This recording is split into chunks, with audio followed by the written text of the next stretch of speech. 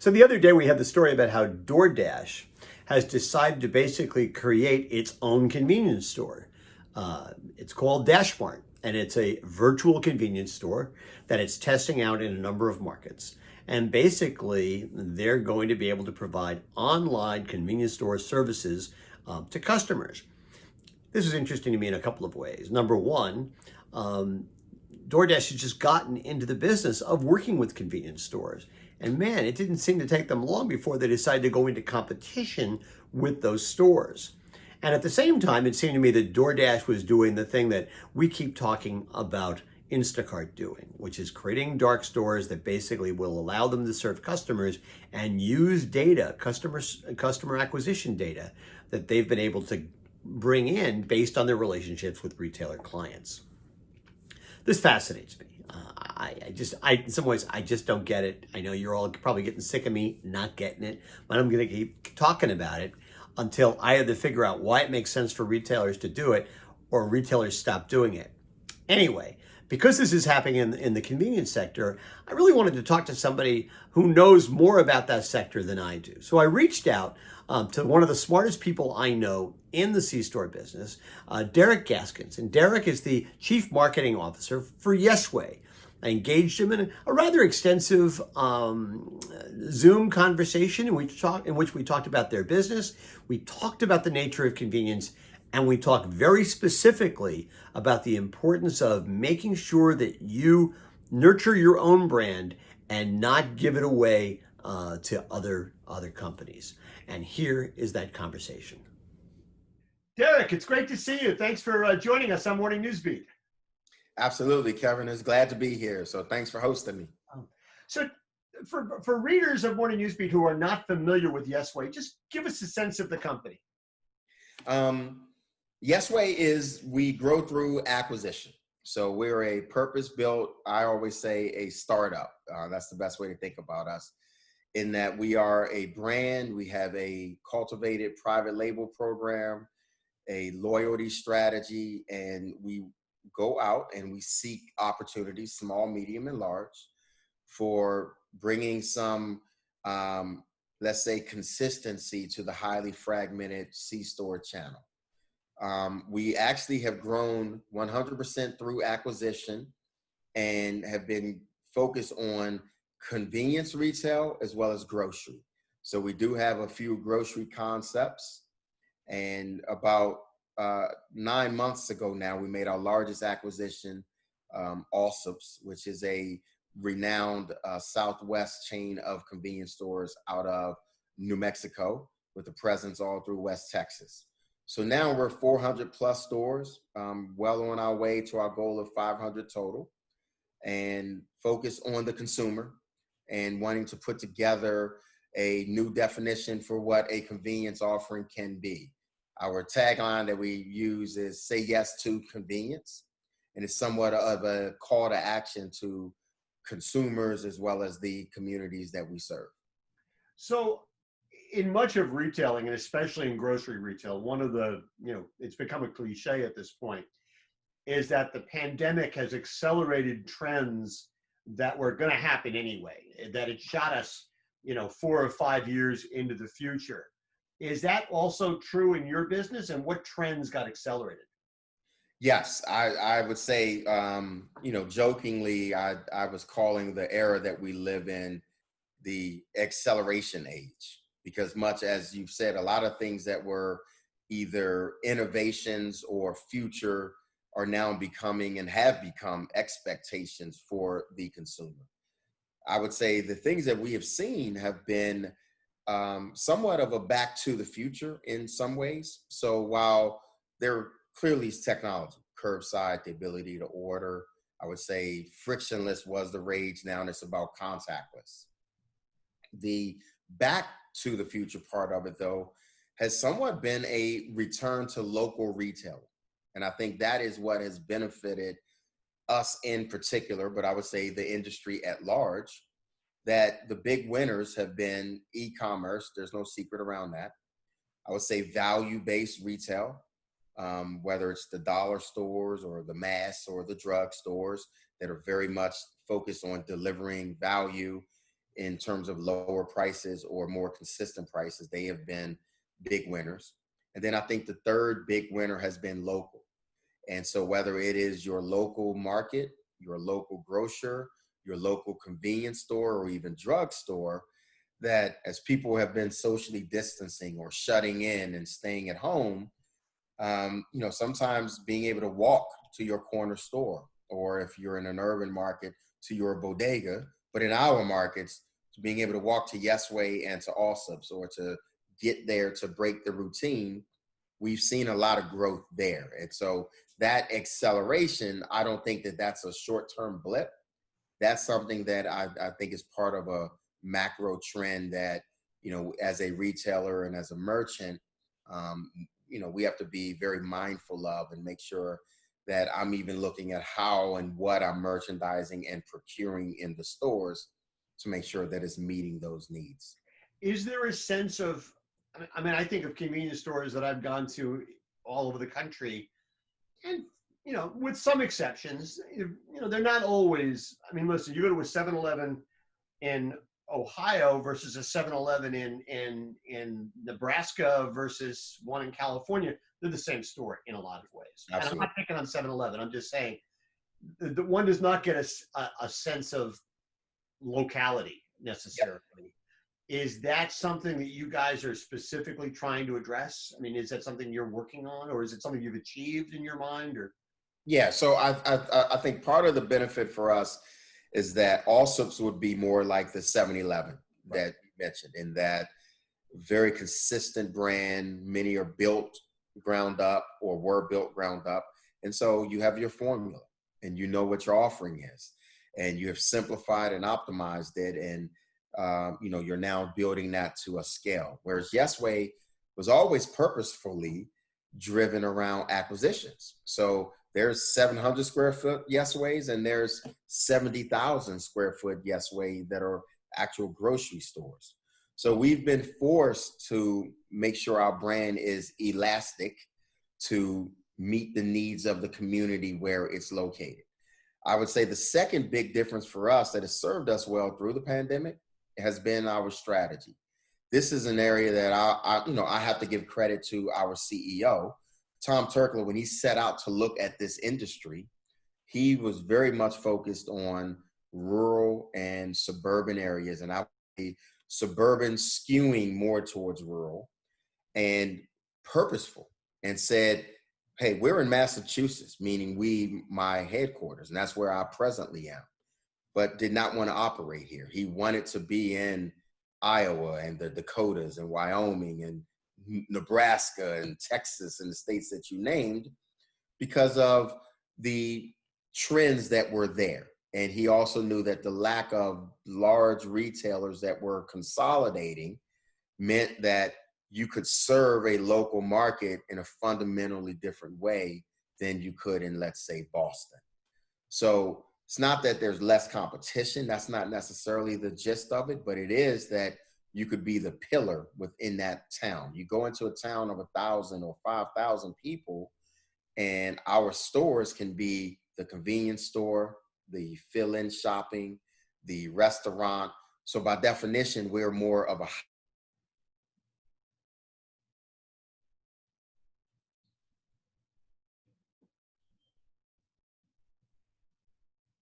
okay, you just froze. I have no idea why. Okay, you just froze, but we'll pick up. We're still recording. It's okay. This is what happens in Zoom, right? So let me pick up. So you were saying that in those rural communities, you're a small retailer. And I would imagine in some of those in those communities, you're probably competing maybe with just a dollar store and maybe a drugstore, and that's it. Absolutely. There are huge swaths of this country where you go and all there is a convenience store and a dollar store. Absolutely. And I think that's the key, right? And so we consciously wanted to be in those kinds of markets, in those huge swaths, where we knew by offering better convenience and bringing in our loyalty program, focusing on things like private label, that we could blur channels purposefully and not just be a regular convenience store. And that's why our mantra of say yes to convenience is geared towards that. It's saying that we're more than just a convenience store, meaning get in, get out, and get going quickly, but we have food service, and we also have services, whether you're looking for money orders or money transfer or bill pay or other things, that this can be your one-stop shop and meet your needs. Yeah, services that in a market like Boston wouldn't necessarily be relevant because it's an urban market. But in a rural market, those things tend to have a lot more currency, I would suppose. So if we're living in an age of acceleration, I also think we're living in some ways in an age of revelation, in the sense that the pandemic has also revealed the weaknesses that companies have or that industries have. So as specific as you want to be about Yesway versus the convenience store industry in general, are there weaknesses that the last 4 or 5 months have sort of revealed that you said, ooh, we either have to address those or we're going to need to get out of that business? There are two that leaped to the front of the page or front of the line or what you want to call it. And I would say one is geared around the supply chain.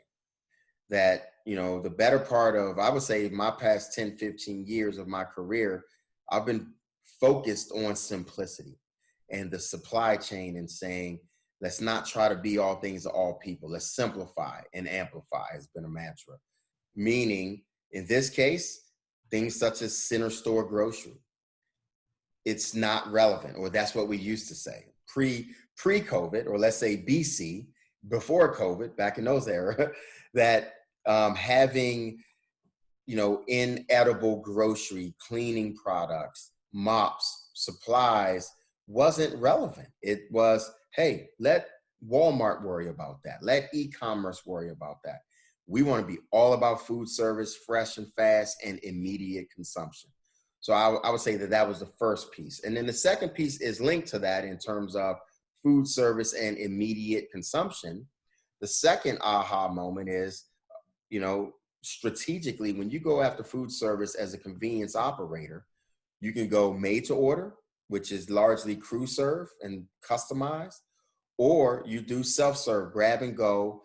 And in those instances, things that were socially acceptable BC, before COVID, roller grills, open air bakery cases are now, right, after COVID, these things seem gross, right? And so think of yourself. I mean, I would go in and have no problem getting a tornado or a hot dog off of a roller grill. You go into a store now, that thought is now scary. It's not just, okay, food safety and the implications of that. You're worried about your life. Yeah, I mean, the whole notion of self-service, unless it's prepackaged, and let's face it, a prepackaged hot dog is not all that attractive. It's not attractive at all. But salad bars and things like that, those things, I mean, who knows if we'll ever, maybe somewhere down the road, but it's going to be, I think, a long time before that stuff seems to find currency. Are you able to use, when you have a frequent shopper program, are you able to use that data to customize your each individual store's SKU count and the way you market those products to people in terms of direct communication? So I would say what you articulated is, of course, that's on the roadmap, long-term goal, right? To actually optimize assortment and the SKUs and customize the merchandise in the stores. I will say, however, that we absolutely use our loyalty program to customize the communication and what we talk about and how we talk about it with our customer base. And by understanding the different stores and having it linked with our price book, by definition, yes. So my 70,000 square foot Yesway, I can talk about grocery because it is a true grocery store, versus in the 700 square foot, I know not to reference some of the offerings or SKUs and products that we don't carry. I think the next phase of that is then to say, now taking the syndicated data as well as the transactional data from the consumers to then start informing how my merchandising mix is curated in other stores. So we've scratched the surface. I would say with private label is where we're more focused and have made the greatest strides. Beyond that, it's been more looking at what the trends are and making sure then that I'm sharing data with suppliers to either fight against out of stocks and things of that ilk. That supply chain challenge has probably been the biggest thing right now, keeping us from having an absolute breakthrough year. I mean, things are definitely trending the right way, but it's a weakness right now. And and yes, I know it's a high class problem to say that I'm struggling to keep up with demand, but it's real. In some categories, we're 40% out.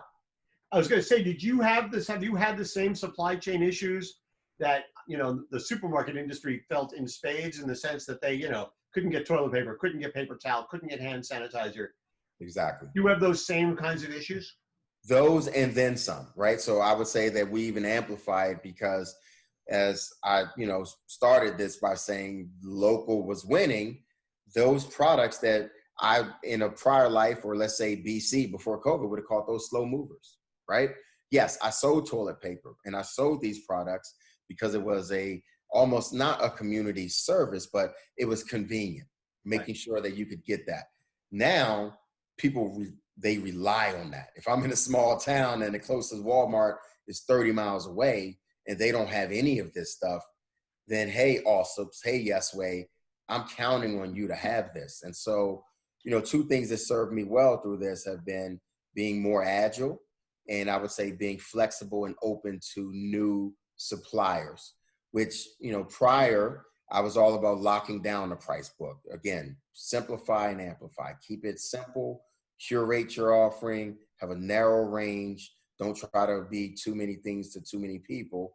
But I think COVID opened that up a little bit, that things such as grocery and center store and fill-in and cleaning supplies, pet foods, pet products, paper products, not only are they, not only are they needed or wanted, but it's a focus for us now. And it has been something, to your point, from a supply chain, I've had to pivot and work with my wholesale partners and DSD suppliers to make sure that my stores have that.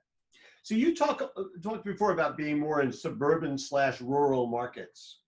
So one of the things I think we've seen, and you correct me if you think I'm wrong on this, is that while not that long ago it seemed like all the trends were towards urbanization, right? People were getting married later, having fewer kids, moving into smaller places, didn't have basements to store stuff, and very often didn't even own cars. And my sense at the time was that the retail industry, food, especially in food convenience, were going to have to reorient themselves towards that customer base, which was moving away from where it had been.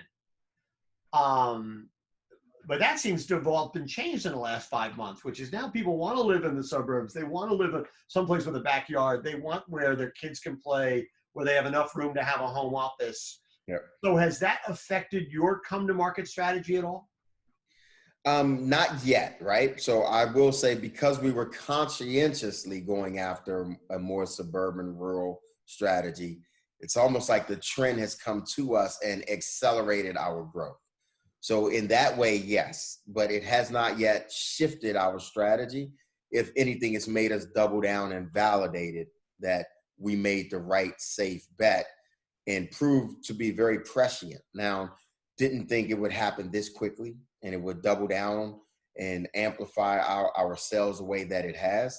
But, it's certainly something that we are encouraged by and proud of, that this seems to be more than a blip, that it's a sustained trend. Now, I'm not saying that the urbanization is going away, but, we all read the same things. You look at the journal, you see how many apartments are vacant in New York City or in downtown Boston and in some of these markets, and that, the wealthy classes are going to their second homes or their summer homes, and that the return of the McMansions is a real thing. And exactly to your point, people want a suburban home with more space, home office, larger yard, that if I'm gonna be stuck at home, then let's make sure I have space that I won't drive myself or drive my family crazy. So those are all real. And I just think that, going back to your earlier question, I think those are things that, you know, AC after COVID are things that have changed the game, that as a convenience retailer or a grocery retailer, if your strategy was more urban, you may have to rethink that. For us, we were very fortunate that we, like I said, conscientiously went after a more suburban rural strategy, and it has served us exceptionally well. So that's the end of part one of my conversation with Derek Gaskins, and we'll have part two tomorrow.